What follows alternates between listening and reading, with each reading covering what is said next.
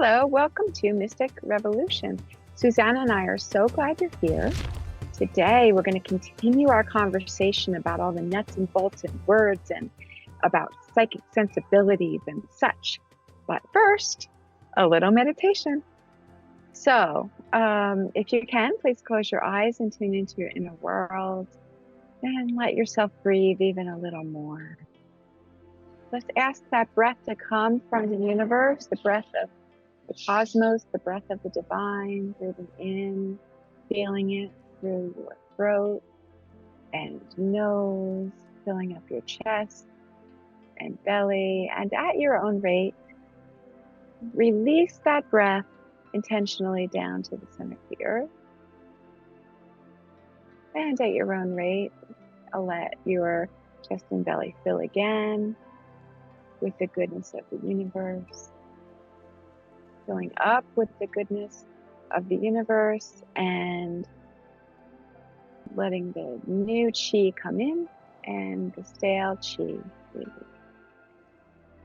And feel free to keep doing this, whether you stay in meditation while we talk, or if you'd like, you can start to open your eyes and move around and do what you want to do, as Susana and I delve into some really cool stuff like remote viewing and mediumship and channeling and Akashic information, that kind of thing.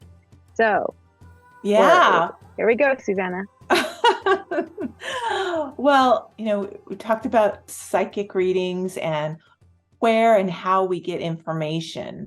And I wanted to talk about remote viewing because it's another way to get information that actually does utilize our soul senses. It's just put into a very kind of specific protocol. Now, so remote viewing, just for those who don't know, is a protocol for seeing, right, at another location, or seeing something or someone, gathering information. It was developed by a guy who was just really naturally psychic with an engagement he had with the military. And so remote viewing, psychic viewing, is something that our military has done and developed. There was a movie actually a while back called The Men Who Stare with Goats, and George Clooney was in it. It was when he was a bit younger. I encourage you to check it out because it's actually about this story. And because I had psychic training, some really great foundational psychic training, I was curious about remote viewing, right? Was it another way to gather information?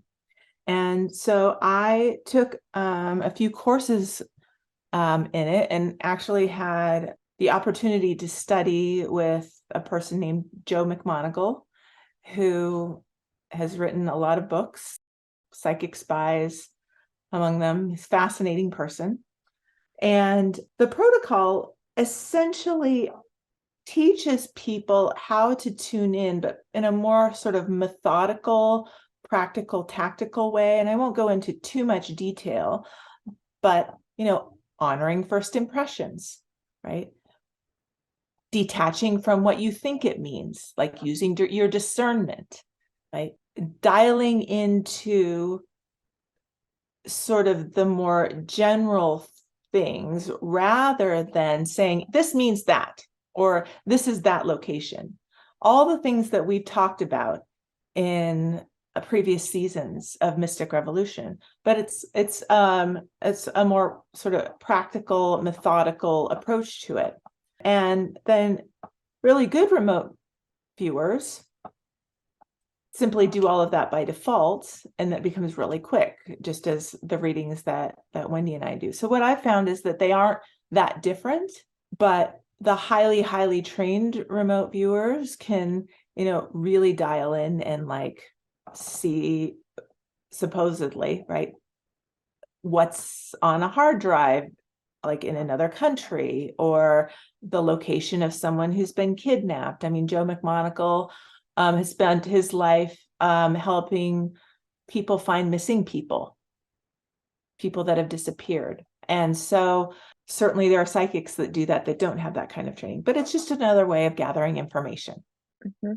And it's interesting because the way that they do it is someone has a target in mind. They assign the target a number. They put the number in an envelope.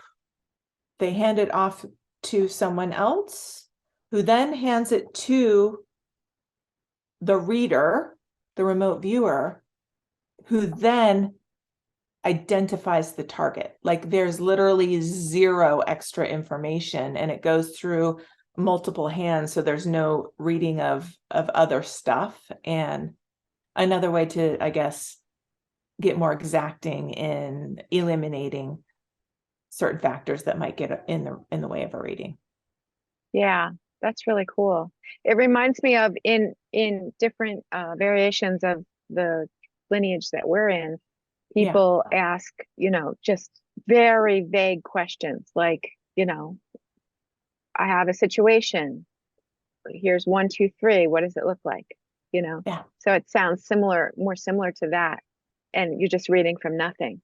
Yeah. And, when I started doing it, I might get the shape of something, very much like when you start doing this kind of reading. It's just a different, I get the shape of something. I get the placement of objects. There was always a location. We were given a number, and then it's drawing, writing down notes and drawing. And then, people show what they got. And it was interesting to see then how close you got to whatever the picture of the location was. So, yeah. And I'm so glad to hear. So it's not asking you to use a particular, to go as from a particular chakra, or to go there in astral body. It's just, they're just like forgetting all that. Just give us information. We don't care how you get it. Now, I will say, right, the same principles, being grounded, being centered. If you meditate, talked about that. Yeah. Even the use of like binaural beats, which we haven't talked about here, but the binaural beats, I'll just let people, we can drop a link, but it helps tune your brain to that or open neutral space. Oh, is that where like you hear it from here, then you hear from here, then you hear from there? Mm-hmm. Yeah. I just recently was hearing music like that. It just goes back and forth. Yeah. And that's supposed to clear your brain. It balances the right and left hemisphere of your brain. Yeah, essentially. Neato. Yeah, it's pretty interesting. So we don't have to talk anymore about that, but I wanted to make that distinction because sometimes people say remote viewing, like I'm going to review, I'm just going to, take a look at a location as a psychic, maybe without remote viewing training. And so there's a difference like between, doing a remote viewing as the exercise and Wendy and I saying, let's both see what's going on in, Miami right now. Right. Yeah. A little bit different, but similar. It's just a different protocol, approach. As you said. Yeah. Different protocol. What I notice is that like every lineage of religion or spirituality or reading that I've seen, it's very important, including our own. It's really important to clear the energy. Totally. Right? There's like a lot of energy on this remote viewing thing. And so bring it to present time, clearing off everybody else's information, and just completely owning it for ourselves. And then we can use the protocols or like whatever you hear from Susana and I or whatever for yourself. Yeah. And it's yours. And you're disassociated from the stream of the other yucky information, or yummy, it doesn't matter, but then it can become yours. Yeah.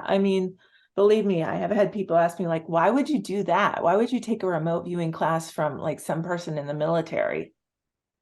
Because I was curious. Yeah. That's great. It. Yeah. And you got information and you can use it, but you don't have to take all the stuff with it. And like, that's the main thing. Like, it's one of the main things that we keep wanting to talk about. You can just you can pull out the fish and leave the garbage go by. Yeah.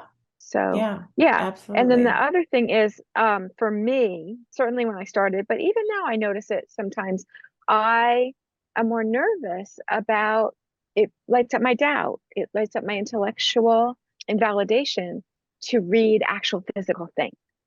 Mm. Right. Like I am like, so I'm just more at ease and therefore like a much better reader about spiritual stuff, emotional stuff, relational stuff, right? Like it's so the all gooey mute, stuff.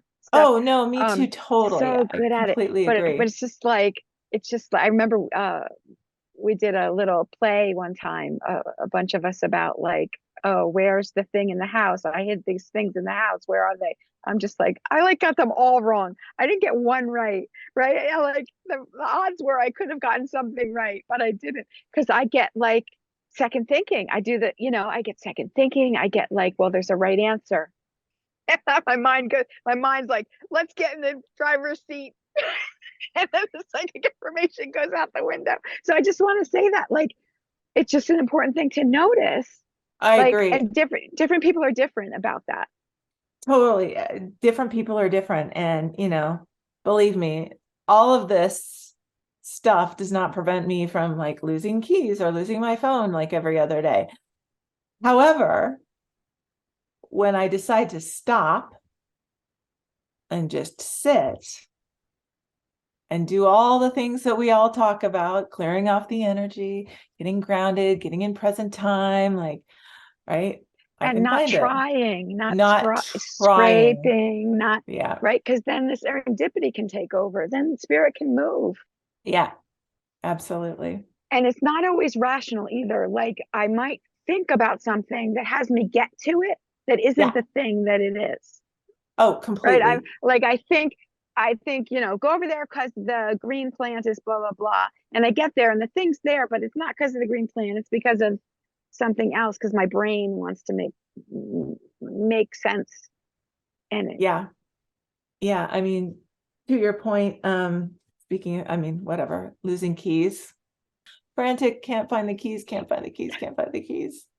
I stopped and looked and saw oranges. No, I didn't have any oranges. Anyway, I had left my keys in the oranges at the grocery store. I wasn't the person driving. I guess I'd like run out of the house with my keys in my hand and just had it. And long story short, I That's remembered that incredible. I left my keys with the oranges in the grocery store. I mean, luckily I was driving with someone else, so I didn't, whatever. I didn't realize I didn't have it until I couldn't like get in my house. So anyway. Yeah. And you're like, there are no oranges. Like, tell me something else. Right. Like, damn it. Why does this never work when I need it? Then we went back and But it there they did. were in the Oh, that's oranges. incredible. Oh, I love that, Susana. That's Yeah. awesome. Yeah. So let's talk about other ways that we can get information. I do want to touch on the idea of mediumship, because mediumship is a very specific way to get information. I'm going to say mediumship, channeling. What are some other things that fit into that realm? When I Well, think of mediumship go ahead. has two meanings. So how about Yes. why don't you talk about that? Well, mediumship, like if you are a medium between the spirit world and the earth world, you're a conduit, you're a connector, a medium, a mediator. And so one can get spiritual information and then share with people, which is what we do, and we call it soul senses or psychic or whatever. That's just part of it. But a medium between the spirit world and the earth world. But then there are mediums that literally open to, right, the ancestor or the spirit, and it speaks through them. And so there are two different things. So I think the mediumship, the connector, conduit, communicator between the spirit world and the earth world is perhaps more common. I don't know if it's more common, but they're two different things. That's how I sort of look at it. What do you think, Wendy? Yeah, I agree. I think the mediator or conduit, I think often in terms of speaking to people who have passed over. Yeah. That's a common thing that a Yes. medium will do. Yeah. And some people have a specialization in that. It's like one of the things that some people are good at is speaking to people who have passed over, although some people don't believe you can do that. Once they've actually really passed over, they think you are talking to angels representing. But either way, people get information from folks who are gone. Okay, so are we taking a break? Yeah. Thank you, We Are Historically, for your conscious human apparel. Shop online at wearehistorically.com.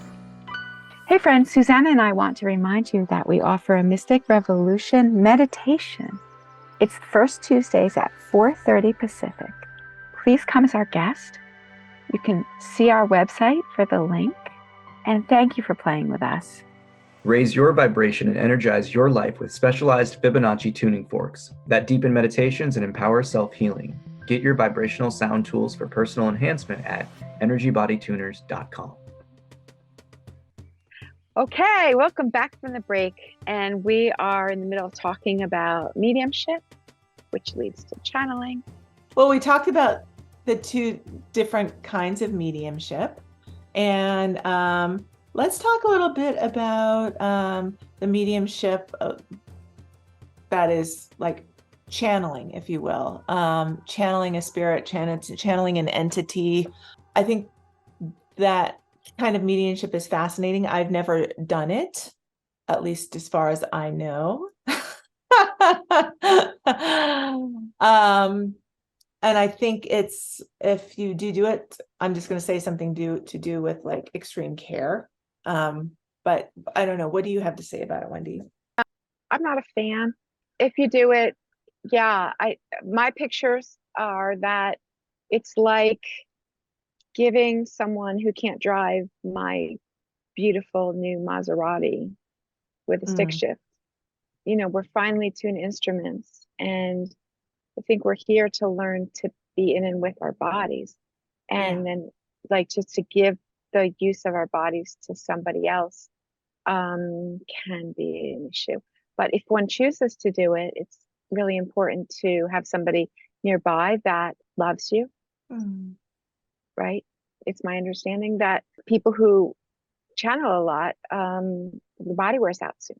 Interesting. I also believe that, I mean, really, I really believe we have a sacred trust with our bodies. Like when I work a lot with people, especially with trauma, with difficult childhoods, all this stuff, like I'm constantly helping people knit back together with their bodies and have their bodies start to trust them and communicate better. Like that's like a big part of my work. And so anyway, it's the opposite direction.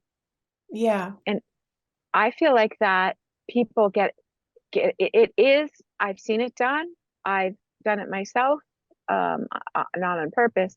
I've seen it done on purpose, and it is impressive, and the energy is powerful.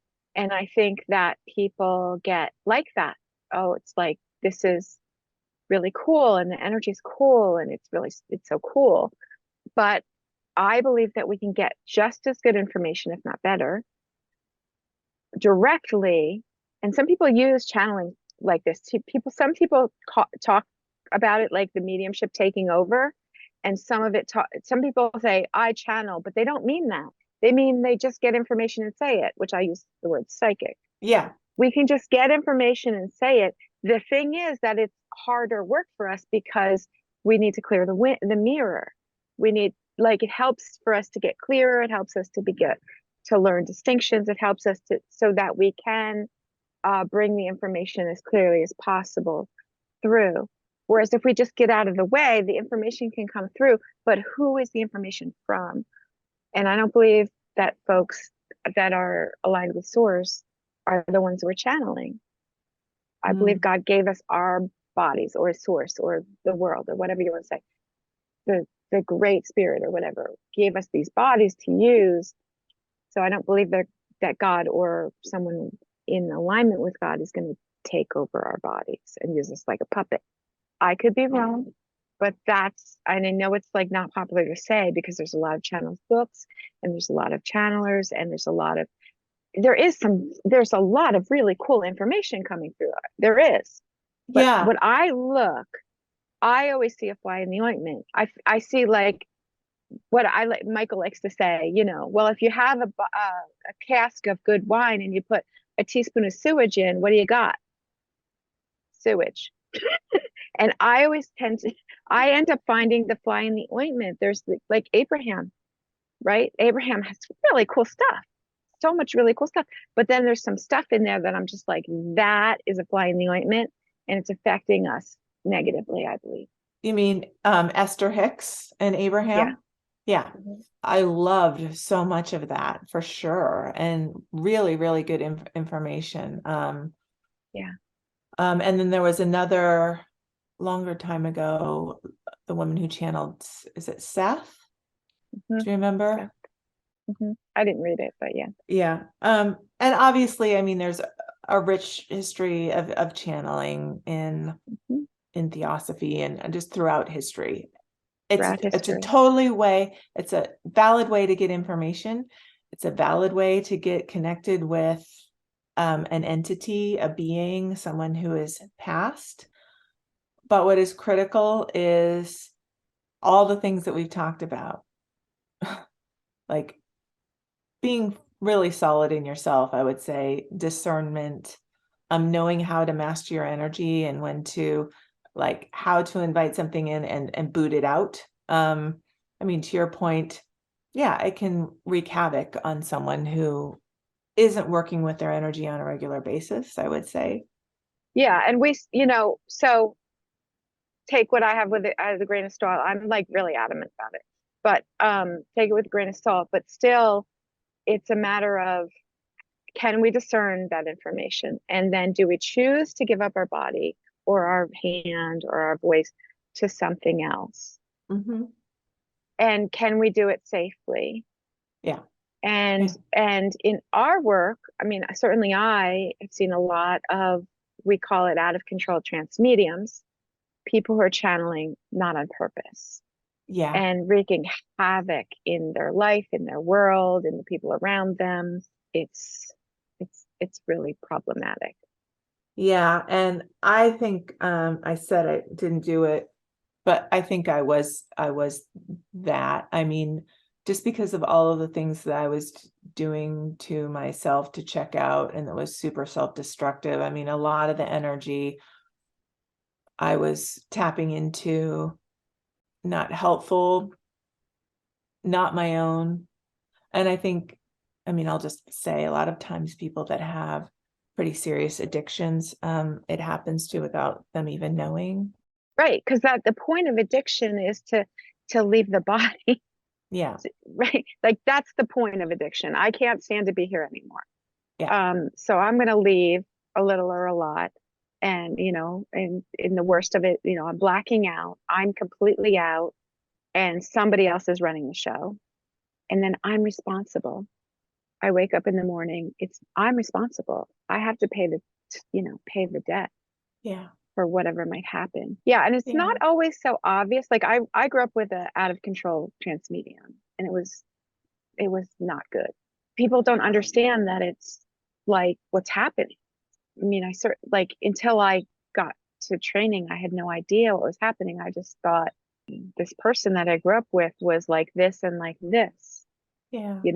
I think it really helps to have that eye to see, like, wait, this is not the usual behavior. What's really happening here? Even for people that are, right, I'm a curious person. I'll try most anything once if I'm curious about it. Because of just my own history of sort of being a little bit not attached to myself, I haven't really tried channeling, although I will say I do channel something when I sing. I do feel like I am channeling something when I sing. And is that a medium for something? Is that me channeling? I guess it is. I haven't thought of it as that way. I sometimes say I'm channeling something. Sometimes Yeah. things can come through in different ways, and I think the key is in all of this, whether it's psychic reading, whether it's remote viewing, whether it's mediumship of any flavor, whether it's reading chakras or any form of like seeing in whatever form, the same principles apply of that grounded, centered, being able to clear off, being able to discern, right? Being in the seat of your own power here, in connection with the divine. And the point you brought about where is this coming from? Divine, God, highest and best good. Right. Highest and best good, highest love, highest healing. Always a really great place to operate from. Yeah. And to conclude about the channeling or the transmediumship, I think it's really important to distinguish, as I was trying to do before, between, is it a foreign consciousness? Yeah. That's what I'm not a fan of, by the way. Or is it divine information? Is it a divine quality? Is it vibration? Is it information? Is it, that's a totally different thing. Are we getting information? People talk about downloads of vibration and information. That's really awesome. Just so we titrate it so that if we're not overwhelmed. Yeah. That's really awesome. But it's very different than having somebody get in the car and start driving. Yeah. So the channeling of information and singing, like whatever it is. Right. People talk about light language, light language channeling from the angelic realm through with sound versus, I'm tuning into a particular being and they are speaking through me. Right. And I think that's the distinction that's so important, honestly. It's like, who's driving the car? Yeah. Great. So we continue to get through we did a bunch of the stuff we said we would do. The only thing we didn't say is Akashic information. Would you like to just say something a little bit more about that? Sure. Well, people tuning into this channel have heard of the Akashic Records, which is another place to gather information, right? And I mean, just in general, the records of all that has happened in any place or time is available to all of us. The information of the universe is available to all of us. And lots of people like to go tune into the Akashic Records to learn about a past life or learn about something particular about themselves and their lineage of being. That's another place where you can intentionally tune in to get information. Often going in with a particular question is helpful, but this gets back into the conversation. I think we're talking about remote viewing a location and allowing ourselves to tune into that location, if you will, to get insight. So, yeah, what do you have to say about that? When I introduce people to it, I usually call it the Spiritual Library of Congress. I love it. It says everything. And one of the things that I really like to help people with is, because everybody's just like, I want all the information, like, give it to me. I'm just like, oh man, we can only process as much, we take human bites. So I like to remind everybody that we've got a library card and we can use it. We don't need to have all the books here. Where would we put them? So we can get what we need when we need it. We can use our crown, our knowingness, and get what we need when we need it, and be free and light and easy when we don't. And relatedly, there's a whole lot of learning and teaching going on in the spiritual realm.